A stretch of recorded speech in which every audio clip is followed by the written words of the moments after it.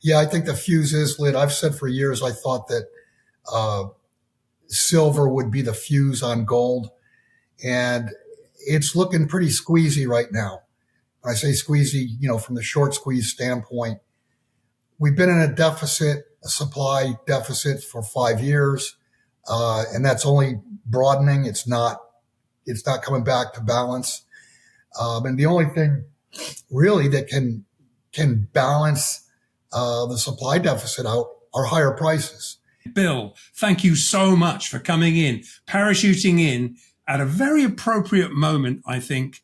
Because what's running through my head, and in fact, as soon as I saw silver breakout, I recall you saying, I'm talking about years and years and years ago, that silver would ultimately bring down the entire fractionally held house of cards. And so now we've got the US short of silver for military and industrial purposes. They've had to recategorize silver as a critical mineral. It looks very much like the fuse is lit, my friend. Yeah, first, thanks for having me, Andrew. Yeah, I think the fuse is lit. I've said for years I thought that silver would be the fuse on gold, and it's looking pretty squeezy right now. When I say squeezy, from the short squeeze standpoint, we've been in a supply deficit for 5 years, and that's only broadening. It's not coming back to balance. And the only thing really that can balance the supply deficit out are higher prices.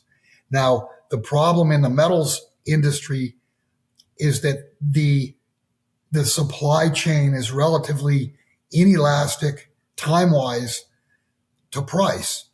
You could discover gold or discover silver today, hit the mother lode, but you won't be in production for 7, 8, 10 years just because you've got to build out the infrastructure. You've got to get all the permitting, et cetera, et cetera. So it's an unusual market compared to, say soybeans or whatever. You just plant more for that year to make up for a deficit. You can't do that with silver. And I think ultimately, silver is going to fail to deliver. In my eyes, that's within the next few delivery periods. So I think before year end, you're going to see the silver market break. That will immediately spill over to gold. And the problem with the gold market breaking, when I say break, I'm talking about contracts basically going to zero and physical being not obtainable. The problem with that is gold is a thermometer, barometer, whatever you want to call it. Much, much higher prices means that confidence has or is breaking. And the entire Western world's financial system runs on confidence. And I remember you long time ago saying, arguing that, it's not that the price of gold has gone up. It's just that it's taken more debased dollars, euros, yen, whatever, to buy that very same ounce, which has not changed at all. Right. An ounce 100 years ago of gold or an ounce today or an ounce 100 years from now is still just an ounce of gold. It doesn't change at all. The only thing that changes is the measuring stick, and that measuring stick are currencies. And currencies worldwide are going down because gold has broken a new highs in all currencies. Matter of fact, the dollar from $35 in 1971 to $3,500 plus now, that's over a 99% drop in purchasing power. And that's happening with other currencies. And we can talk about yields, if you'd like, sovereign yields, because they're going higher worldwide. And that's the real tell as to what's happening. Yeah. So what are you seeing? What are you seeing as far as, yields are going, see it in this country, we see gilt yields going through 1998 highs. What's happening on your side? Well, yields across the board, sovereign yields, are defying, if you will, what the central banks are trying to do. The central banks have started to cut. We're going to probably get an interest rate, a Fed rate cut this month in September. Go back a year ago, the Fed made, 3 cuts totaling 1%.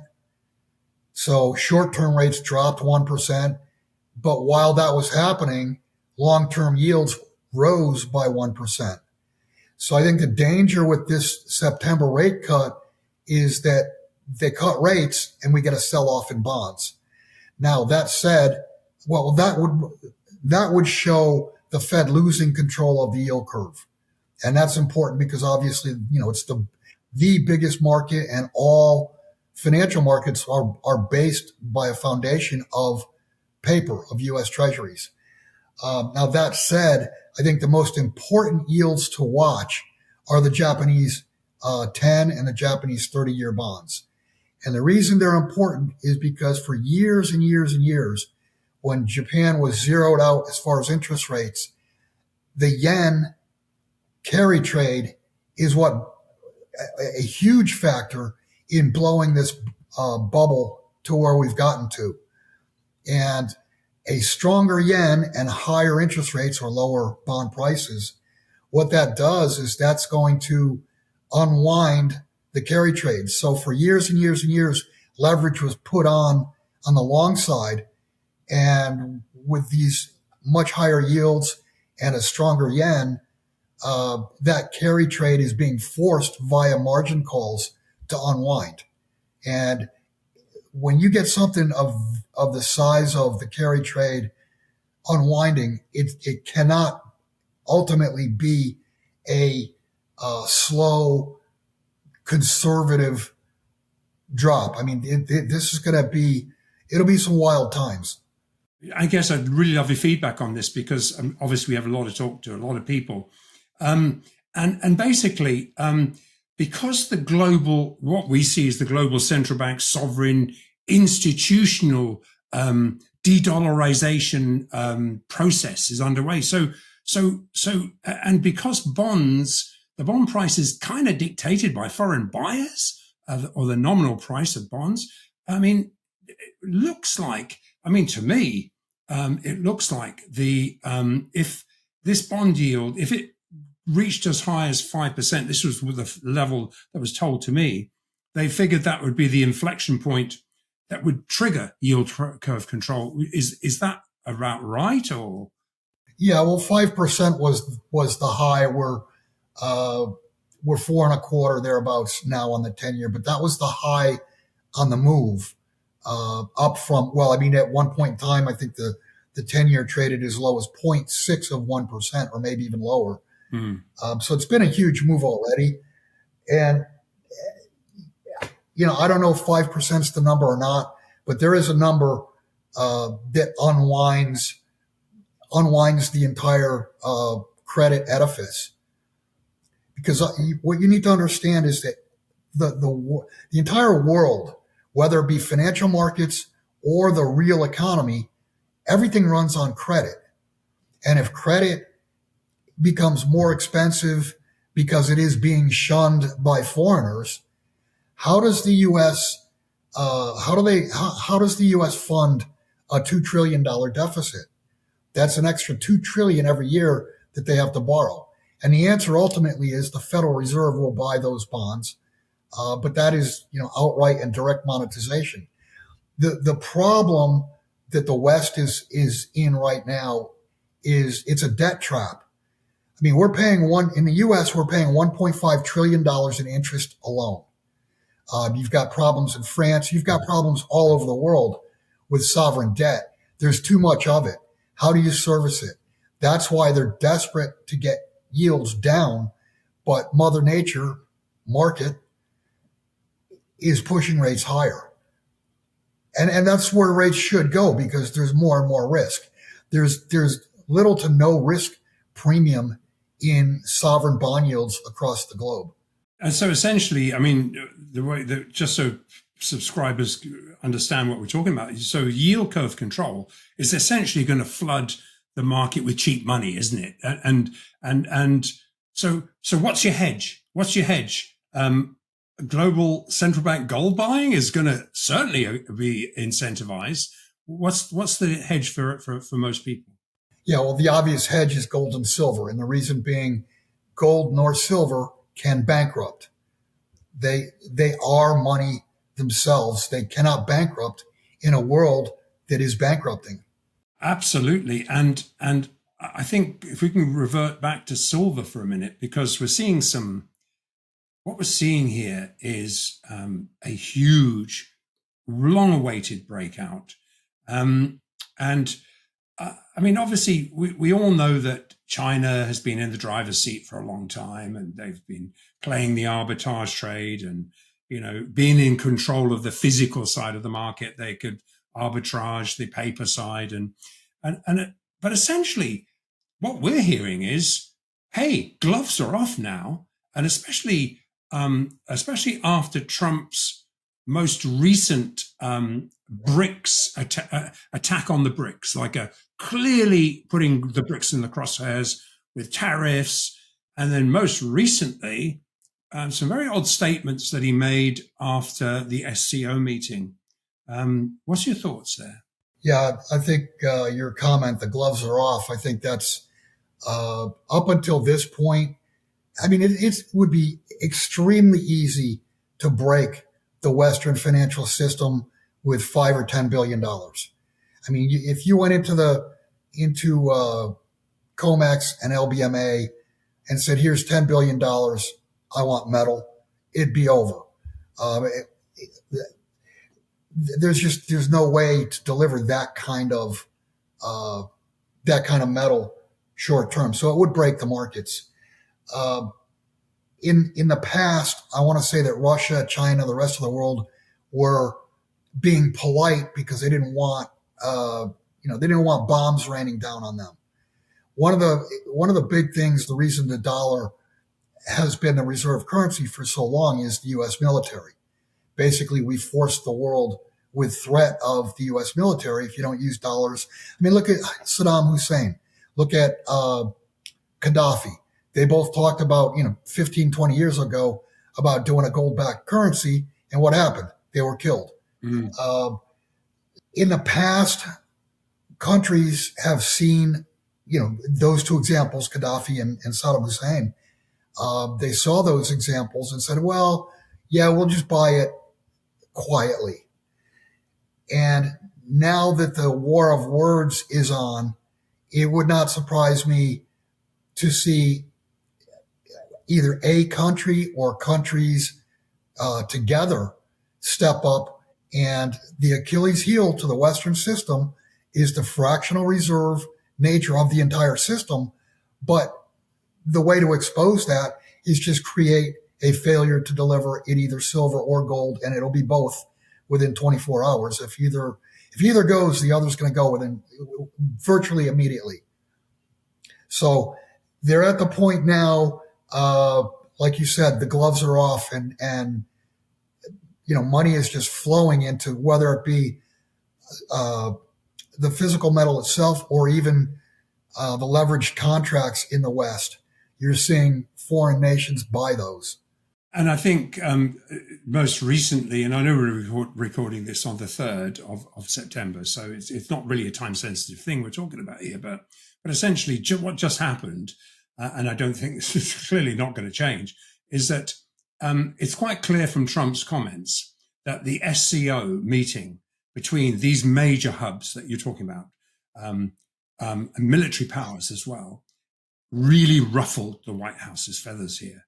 And they're not handling it very well, because basically, I guess really, I mean, maybe I'm naive to think, wouldn't it be better to have a multipolar world where you take all the barriers down? But I guess US dollar hegemony is the problem here, is it? Well, that's the problem that the rest of the world sees. The rest of the world wants to get out from under Uncle Sam's boot, if you will, by using dollars. They don't want to use dollars, and they'd prefer not to be in the SWIFT system. I mean, ask Vladimir Putin.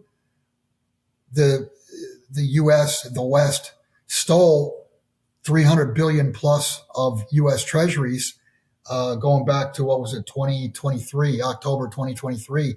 And you can look at a gold chart. The following day after that news came out, the price of gold started going higher. It's been like a tractor in first gear. The pullbacks, or what used to be smashes, have been very, very shallow. And here we are, we're breaking out, we're new highs on all-time highs on gold, 14, 15-year highs on silver. We're entering a new phase right now. And I think that new phase coincides with the Western bond market. Think the Western credit system is faltering. And it just makes sense. If the credit system's faltering and everything is based on credit, you want to move your assets into something that cannot bankrupt. And that's gold and silver by definition. Yeah, and you'd mentioned freezing the Russian assets and how obvious that inflection point was. And that was pretty shortly followed in November of that 2022 by the Bank of International Settlements squaring all the remaining of their 500 tons of swaps, leases, derivatives, and clearly revaluing gold as a first-year high-quality liquid asset on the 1st of January. But the funny thing is, and I was just looking at Goldman, Financial Times, I think today, on the 2nd or the 3rd today, they published something from Goldman's desk. And Goldman says, hey, clearly there's a lot of unreported buying. So while the World Gold Council show that acceleration of demand, they then show a red dotted line that says, oh no, there's a hell of a lot of unreported gold. And essentially then we speak to our liquidity providers, who one of them is a Goldman guy, and he says, oh no, it looks like, what they're saying is officially, it looks like unreported is probably around about 33,000 tons. But he said, more realistically, we think it's 42,000 tons. So, so much is going on under the radar here. And that's probably because a lot of, when you think about the gold that's flowing into China, gold and silver flowing into China, it goes through 42 customs districts, which have 680 individual customs offices. There's so much fiddle room here. It's unbelievable. And of course, we've known for years, people look the other way. It's probably very likely, and the feedback we get, this is military. This is to stock up military critical assets. Gold and silver are critical minerals. I spoke about this probably back in 2016, 17, 18, with the amount of gold that was coming into Shanghai, was many, many, many multiples of what the government has raised. What are they at? 3,200, 3,500 tons, something like that, China officially. The real number absolutely has to be over 25,000 metric tons, and that's triple what the U.S. says we have, and we haven't audited since 1956. So I think clearly China has way, way more gold than they say they have. I think probably Russia too. And just go back to the old saying, he who has the gold makes the rules. And that's what they're preparing for. They're preparing for the dollar/bonds, treasury bonds, to implode. And that if a country has no gold on their books, on their balance sheets, then they're stuck with that black hole of loss. Whereas if they've hedged and now have a good sized position in gold, what they lose on dollars, they're going to more than make up on gold.